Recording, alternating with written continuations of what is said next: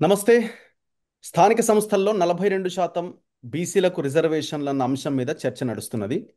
High court మధ్యంతర ఉత్తర్వులు ఇచ్చింది. ప్రభుత్వం ఇచ్చిన జీవో నెంబర్ 9 పైన స్టే ఇస్తూ 6 వారాలు వాయిదా వేసింది. ఎలక్షన్ నోటిఫికేషన్ మాత్రం దానిపైన మేము స్టే ఇవ్వలేదు. ఎలక్షన్ నిర్వహించుకోవచ్చు, కానీ పాత పద్ధతిలో మాత్రమే నిర్వహించుకోవాలి అని చెప్పింది. నిర్వహించుకునే అవకాశం ఉంది అని చెప్పింది. సో ప్రభుత్వం స్పెషల్ లీవ్ పిటిషన్ సుప్రీంకోర్టులో వేయబోతున్నారట. సో ఎవరైతే పిటిషనర్లు ఉన్నారో వాళ్ళు కూడా రెడీగా ఉన్నారు. ఆల్రెడీ వేసి ఉన్నారు కేవియట్ పిటిషన్ని. ఒకవేళ ప్రభుత్వం గనక పిటిషన్ వేస్తే మా వాదన కూడా వినండి అని ఈ కేవియట్ పిటిషన్ని ఆ పిటిషన్లో దాఖలు చేయడం జరిగింది. అసలు ఏం జరుగుతున్నది, ఏం జరిగే అవకాశం ఉన్నది? గ్రామాల్లో ఒకటే చర్చ, అసలు ఈ ఎలక్షన్లు ఉంటాయా ఉండయా, ఉంటే ఎప్పుడు ఉంటాయి, ఏ రిజర్వేషన్ వస్తుంది అని. ఈ అంశం పైన జేడి లక్ష్మీనారాయణ గారితో మనం మాట్లాడే ప్రయత్నం చేద్దాం. సార్ చాలా డీటెయిల్డ్గా ఎక్స్ప్లెయిన్ చేస్తున్నారు. నేను చాలా ఇంటర్వ్యూలు చూసిన తర్వాత సార్ కాల్ చేయడం జరిగింది. సార్ నమస్తే. నమస్తే రఘు గారు, బాగున్నారా? బాగున్నా సార్, మీరు ఎలా ఉన్నారు? ఆల్ గుడ్, చెప్పండి. ఇప్పుడు తెలంగాణ అంతా ఒకటే డిస్కషన్ సార్. సర్పంచ్ ఎలక్షన్లు ఉంటాయా, ఎంపీటీసీ జెడ్పీటీసీ ఎలక్షన్లు ఉంటాయా ఉండయా? ఆ, నా నోటిఫికేషన్ వచ్చింది, నామినేషన్లు కూడా పడ్డాయి. ఒక 100 ఎంపీటీసీలు, ఒక 5-10 జెడ్పీటీసీల నామినేషన్లు పడ్డాయి. ఇంతలోనే కోర్టు ఆపేసింది. ఆపేసింది మీన్స్ ఇచ్చిన జీవో మీద స్టే ఇచ్చింది. సో ఎందుకు ఈ పరిస్థితి వచ్చింది అని మీరు విశ్లేషిస్తారు? తర్వాత జరగబోయేది ఏంటి అంటే మీ అంచనా ప్రకారంగా ఇప్పుడు జరుగుతున్న వాటిని చూస్తే? షూర్. యా అంటే సార్. భారతదేశ రాజ్యాంగం ప్రభుత్వాలు ఏం చేసినా కూడా రాజ్యాంగబద్ధంగా ఉండాలన్నది మనం అందరం కూడా నిర్ణయించుకున్న అంశం. ఉమ్, అంటే మనం ఏదైనా ఒక గ్యాడ్జెట్ ను కొనుక్కున్నప్పుడు దాంట్లో మాన్యువల్ ఉంటాయి. ఆ మాన్యువల్ ప్రకారం మనం ఆ గ్యాడ్జెట్ ను నడిపియాలి. కాబట్టి ఈ దేశాన్ని నడిపించే మాన్యువల్ రాజ్యాంగం. సో మనం ఏం చేసినా కూడా రాజ్యాంగబద్ధంగా ఉండాలి అన్నది చాలా ముఖ్యమైన అంశం. అవును. సో రాజ్యాంగాన్ని మనకు పార్లమెంటరీ డెమోక్రసీ అన్నది మనకు సూచించింది. అందువల్ల మన లోక్సభ కానీ ఇక్కడ ఉన్న అసెంబ్లీలు కానీ వీటికి ఎన్నికలు పెట్టుకుంటాం. ఆ తర్వాత మనం ఓట్లు వేసి వీళ్ళను గెలిపిస్తాం, వాళ్ళు నడుపుతారు ప్రభుత్వాలు. ఇది ఈ పద్ధతి. సో ఇదే రాజ్యాంగంలో గ్రామ స్వరాజ్యం అన్నది కూడా చాలా ప్రధానమైన అంశం. మహాత్మా గాంధీ గారు ఎప్పుడు కూడా గ్రామాలు ఎప్పుడైతే గ్రామ స్వరాజ్యం వస్తుందో అప్పుడే దేశంలో స్వరాజ్యం ఉంటుందని ఆయన నమ్మారు. అప్పుడు మనకు ఓళ్ళో కరణాలు మనసులు ఇవంతే ఉండేవాళ్ళు. యా. తర్వాత ఎన్టీఆర్ గారు వచ్చిన తర్వాత దాన్ని మనం మండల వ్యవస్థ పెట్టాము. ఆ పట్వారీ వ్యవస్థ తర్వాత రద్దు చేసి. పట్వారీ వ్యవస్థ రద్దు చేసి దీన్ని తీసుకొచ్చాము.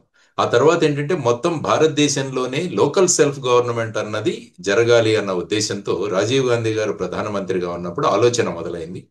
ఆ తర్వాత 73, 74 రాజ్యాంగ సవరణలు తీసుకురావడం జరిగింది. ఉమ్, ఎలాగైతే అసెంబ్లీలు పార్లమెంటు ఉందో అదే విధంగా గ్రామ స్వరాజ్యం అంటే లోకల్ సెల్ఫ్ గవర్నమెంట్ కూడా రాజ్యాంగ భద్రత కల్పించాలి అని చెప్పేసి మనం తీసుకొచ్చి అందులో 73, 74 తీసుకొచ్చి అందులో రాజ్యాంగంలో 2043 ఆర్టికల్ ఏదైతే ఉందో అందులో కొన్ని మార్పులు తీసుకురావడం జరిగింది. ఉమ్, 243 ప్రకారం మీరు వెళితే అందులో ఏంటంటే మీరు మూడంచెల పద్ధతి ఏదైతే ఉందో అది ఉండాలి. గ్రామ పంచాయతీలు, ఎంపీటీసీలు, జడ్పీటీసీలు ఇవన్నీ ఉండాలి. ఆ తర్వాత అందులో ముఖ్యంగా చెప్పింది ఏంటంటే ఏ విధంగా ఎస్సీ ఎస్టీలకు మనం రిజర్వేషన్లు ఉన్నాయో అదే రిజర్వేషన్లు ఇక్కడ కూడా వర్తిస్తాయి.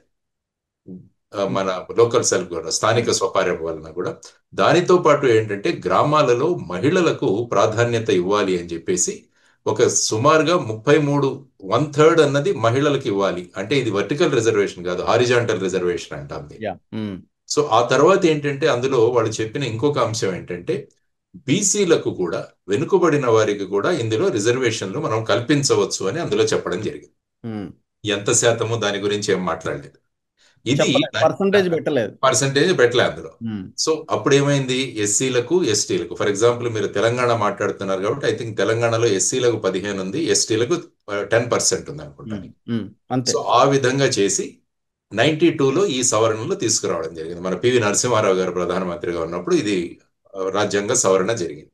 ఆ తర్వాత ఏంటంటే 94లో ఒకతను సుప్రీంకోర్టులో పిటిషన్ వేశాడు. ఆయన పేరు కె కృష్ణమూర్తి. ఉమ్, ఆయన ఏమన్నాడంటే ఎస్సీ ఎస్టీలకు మీరు రిజర్వేషన్లు కల్పించడం సబబు కానీ బీసీలకు రిజర్వేషన్లు కల్పించడం అన్నది ఇది రాజ్యాంగ విరుద్ధం అని చెప్పేసి ఆయన పిటిషన్ వేశారు. ఉమ్, వేస్తే ఆ పిటిషన్ యొక్క ఫైనల్ జడ్జిమెంట్ 2010లో వచ్చింది. K um. Krishnamurthy versus union of India. అందులో సుప్రీంకోర్టు స్పష్టంగా చెప్పింది బీసీలకు రిజర్వేషన్లు స్థానిక సంస్థల్లో ఉంచడం అన్నది రాజ్యాంగ విరుద్ధం కాదు. ఆ తరువాత వారికి రిజర్వేషన్లు ఇవ్వాలి అంటే మీరు ఒక పద్ధతిని పాటించాలి అని చెప్పి దాన్ని త్రీ ఫిల్టర్ టెస్ట్ అంటారు. Triple test. ట్రిపుల్ టెస్ట్, చాణక్యుడు ఏ విధంగా ట్రిపుల్ టెస్ట్ చెప్పాడో ఈ జడ్జిమెంట్ లో కూడా ట్రిపుల్ టెస్ట్ పెట్టడం జరిగింది. మొదటిది ఏంటి? మీరు ఒక కమిషన్ను ఏర్పాటు చేయాలి. తర్వాత ఆ కమిషన్ టోటల్ గా సర్వే చేయాలి.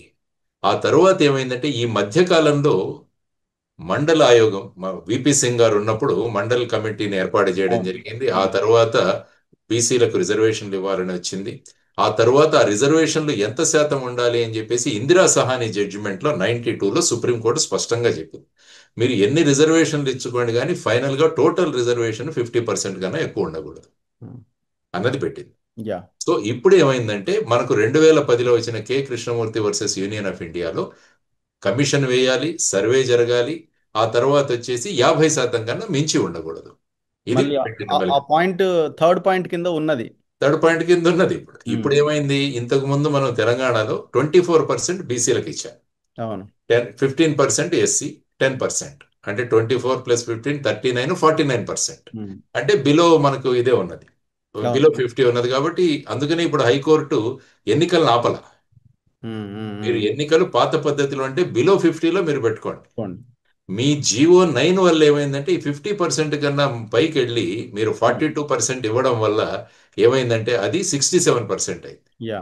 అది ఆ జడ్జిమెంట్ కు విరుద్ధంగా ఉంది. కాబట్టి మీరు ఎన్నికలైతే జరుపుకోండి కానీ ఈ స్టే విధిస్తాం. అంటే మీరు ఓల్డ్ 24%లోనే మీరు ఎన్నికలు జరుపుకోండి అన్నది వాళ్ళు ఇచ్చారు. సో ఇప్పుడు మీరు అన్నట్టు దీనికి విరుద్ధంగా ఇప్పుడు సుప్రీంకోర్టుకు పబ్లిక్ ఇంట్రెస్ట్ లిటిగేషన్ ద్వారా స్పెషల్ లీవ్ పిటిషన్లోనే వెళ్తారు. కానీ ఆల్రెడీ వీరు కెవియట్ కూడా దాఖలు చేశారు ఇక్కడ. చేశారు.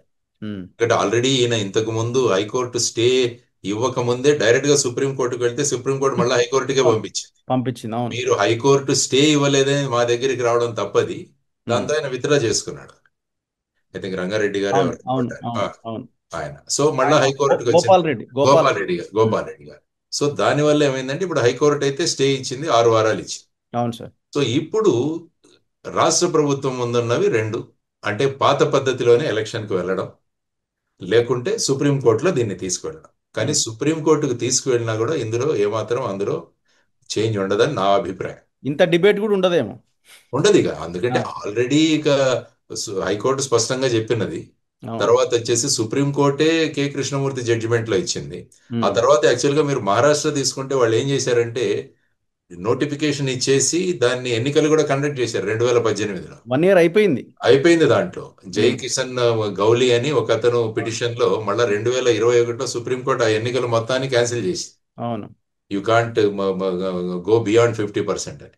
సో ఇది స్పష్టంగా ఉన్నందువల్ల ఇప్పుడు ఏం చేయాలంటే ఆ 50% అన్నదాన్ని మొదట తొలగించాలంటే అది ఆల్ ఇండియా ఫినామినా. ఉమ్. అంటే ఇందిరా సహాని జడ్జిమెంట్ మళ్ళీ రివ్యూ చేయాలి. యా.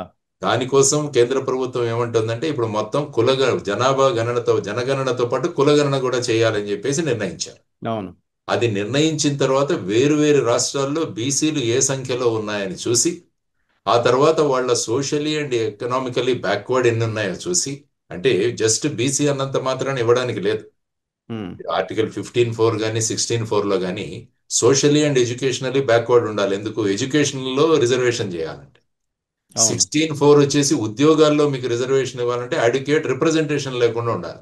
మీ ఉమ్. ప్రాతినిధ్యం సరిగా లేకుంటే అప్పుడు మీరు ఇవ్వచ్చు. అవును.